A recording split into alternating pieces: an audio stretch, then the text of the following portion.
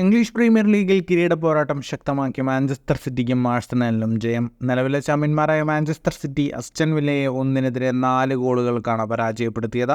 ഫിൽഫോർഡിൻ്റെ hat trick കരുത്തിലാണ് Manchester സിറ്റിയുടെ വിജയം. 11-ാം മിനിറ്റിൽ റോഡ്രിഗിലൂടെ സിറ്റി ആദ്യ ലീഡെടുത്തു. എന്നാൽ 20-ാം മിനിറ്റിൽ ജോൺ ഡൊറലിലൂടെ അസ്റ്റൺ വില്ല സമനില ഗോൾ നേടി. എന്നാൽ ആദ്യ പകുതിയിൽ തന്നെ സിറ്റി ലീഡ് തിരിച്ചു പിടിച്ചു. ഒരു ഫ്രീ കിക്കിലൂടെ ഫിൽഫോർഡൻ തൻ്റെ ആദ്യ ഗോൾ നേടുകയായിരുന്നു. രണ്ടാം പകുതിയിൽ 62-ാം മിനിറ്റിലും 69-ാം മിനിറ്റിലും ഗോൾ നേടി ഫോർഡൻ തൻ്റെ ഹാട്രിക്കും സിറ്റിയുടെ വിജയവും പൂർത്തിയാക്കി. അതേസമയം ആഴ്സണൽ ലുറ്റൻ ടൗണിനെ എതിരില്ലാത്ത 2 ഗോളുകൾക്ക് പരാജയപ്പെടുത്തി. എമിറേറ്റ്സ് സ്റ്റേഡിയത്തിൽ നടന്ന മത്സരത്തിൽ ആദ്യ പകുതിയിലായിരുന്നു 2 ഗോളുകളും പിറന്നത്.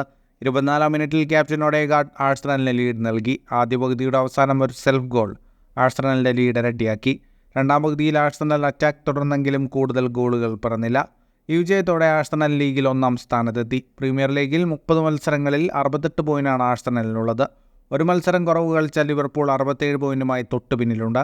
30 മത്സരങ്ങളിൽ 67 പോയിന്റുമായ മാഞ്ചസ്റ്റർ സിറ്റിയാണ് ലീഗിൽ 3-ാമത്. 31 മത്സരങ്ങളിൽ 59 പോയിന്റുള്ള അസ്റ്റൺ വില്ലയാണ് 4-ാമത്.